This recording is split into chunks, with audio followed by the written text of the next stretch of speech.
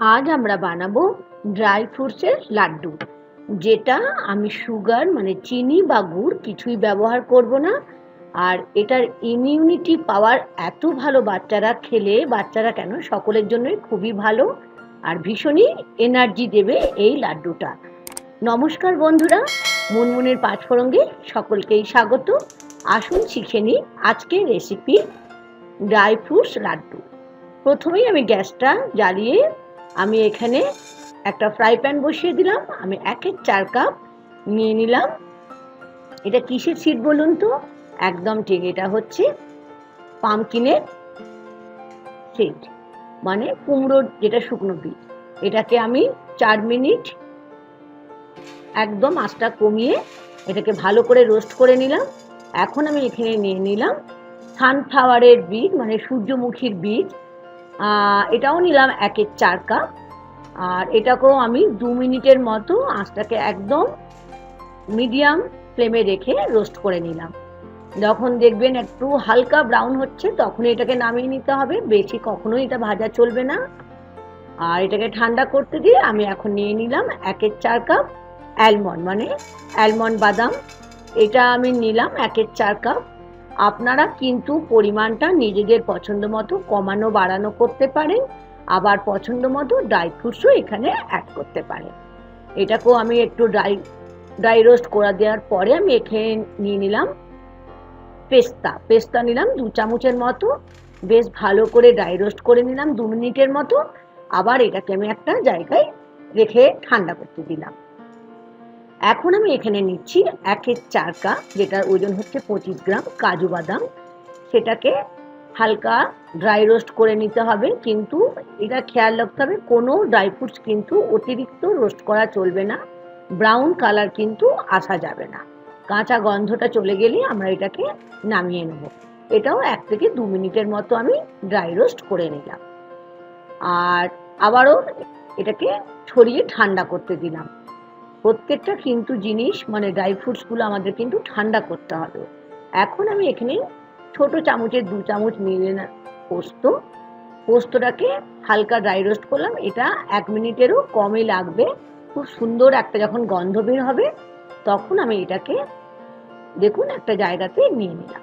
এখন আমি ড্রাই ফ্রুটসের জন্য তো চিনি গুড় তো কিছুই ব্যবহার করছি না, বললাম না। এটাতে আমি খেজুর ব্যবহার করছি। আমি এখানে সিডলেস খেজুর নিয়েছি। আপনারা যদি মানে বীজ শুদ্ধ নেন তাহলে বীজটাকে বের করে এখন ছোট ছোট করে কেটে নেবেন। এখন একটা মিক্সি জার নিয়ে নিয়েছি, 200 গ্রামের মতো আমি এখানে খেজুর নিয়েছি। একসাথে কিন্তু আমি পুরোটা দিচ্ছি না, খানিকটা দিয়ে মিক্সি জারটা একটু গ্রাইন্ড করে নেওয়ার জন্য মিক্সি জারের মধ্যে নিয়ে নিলাম। দেখুন ঠিক এরকম ভাবে করতে হবে। এটা কিন্তু কন্টিনিউয়াস যে মোডে আমরা চালাই নর্মালি কোনো কিছু বাটার জন্য সেটা করা চলবে না, হুইপ মোডে করতে হবে। মানে কি একটু চালিয়ে একটু বন্ধ করতে হবে, একটু চালিয়ে একটু বন্ধ করতে হবে, ঠিক আছে? ঠিক এরকম ভাবে আমি খেজুরটাকে সুন্দরভাবে মিক্সি জারের মধ্যে নিয়ে রেডি করে নিলাম। এখন আমাদের ড্রাই ফ্রুটসও রেডি হয়ে গেছে। আর এদিকে খেজুরটাও আমরা একটা আধা পেস্ট করে নিয়েছি। এখন 1 চামচ বড় চামচের ঘি নিয়ে নিলাম ফ্রাই প্যানটা যেন অবশ্যই পরিষ্কার থাকে। তারপরে আমি নিয়ে নিচ্ছি 1/4 কাপ কালো কিশমিশ, তার সাথে নিলাম 1/4 কাপ ক্র্যানবেরি, আর নিচ্ছি অ্যাপ্রিকট আর ফিগ 2 চামচ করে। আমি এখানে কালো কিশমিশ ব্যবহার করেছি। আপনাদের ইচ্ছে হলে কিন্তু আপনারা যেটা নর্মাল যে কিশমিশটা সাদা বা লালচে যেটাই বলুন সেটা ব্যবহার করতে পারেন। এখন যে খেজুরের আমি মিক্সি গ্রাইন্ডারে যেটা বেটে রেখেছিলাম সেটা খেজুর পেস্টের মধ্যে আমি অ্যাড করে দিলাম। আঁচ কিন্তু মিডিয়াম ফ্লেমে রেখে খুব সুন্দর করে আমি কিশমিশের সাথে তার সাথে অ্যাপ্রিকট ক্যানবেরি সবগুলোর সাথে আমি বেশ ভালো করে এটাকে মিক্সচারটাকে মিশিয়ে নিচ্ছি। যখন দেখবেন এটা একটু নরম নরম হয়ে গেছে তখন বুঝবেন এটা আমাদের তৈরি হয়ে গেছে। এটা বাইন্ডিং এ খুব ভালো হেল্প করবে। এখন এই পাত্রের মধ্যে সমস্ত ড্রাই ফ্রুটসগুলো রোস্ট করে রেখেছিলাম সেগুলো দিয়ে দিলাম। আর তার সাথে দিয়ে দিলাম খেজুরের পেস্ট, যেটা খেজুর আর কিশমিশ দিয়ে আমি ঘিয়ের মধ্যে নেড়ে রেখেছিলাম, উপর থেকে ছড়িয়ে দিলাম। পোস্ত যেটা আমি ভেজে রোস্ট করে রেখেছিলাম। এখন কিন্তু ভীষণই ইম্পর্টেন্ট কাজ যেটা আমাদের করতে হবে, খুব ভালো করে কিন্তু মেশাতে হবে। সমস্ত ড্রাই ফ্রুটসগুলো যেন এর মধ্যে বেশ ভালো করে একদম মিশে যায়। যদি না মেশে তাহলে কিন্তু যখন এই লাড্ডুটা বানাবেন তখন কিন্তু বাইন্ডিংয়ে মানে বানাতে কিন্তু একটু অসুবিধা হয়ে যাবে, কারণ আমরা তো এখানে গুড় বা চিনি নিই তো, তাই না?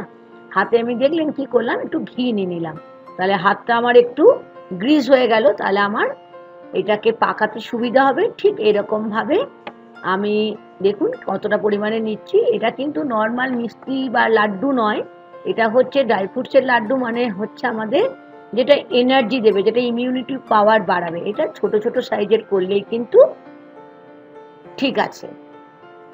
ঠিক এরকম করে আমি এগুলোকে বানিয়ে নিচ্ছি। আর লাড্ডু বানাবার সময়, ড্রাই ফ্রুটসের লাড্ডু বানাবার সময় কয়েকটা জিনিসের ধ্যান দিতে হবে। সেটা হচ্ছে যখন আমরা ড্রাই ফ্রুটসগুলো রোস্ট করব অবশ্যই লো টু মিডিয়াম ফ্লেমে করতে হবে। আর তার সাথে যদি এইগুলো যখন খেজুরটা আমরা বাড়বো সেটাকে মিক্সিটা কমিয়ে কমিয়ে বানাতে হবে। আর এটা বাইরে কিন্তু রাখতে পারেন 7 থেকে 6 মাসের মতো, আর ফ্রিজে কিন্তু 1 বছর রাখতে পারেন। আজ এই পর্যন্ত। আর ভালো লাগলে লাইক আর সাবস্ক্রাইব আর শেয়ার করতে আমার চ্যানেলটিকে ভুলবেন না। বানিয়ে খান, খেয়ে আমাকে জানান কেমন লাগলো। Thank you.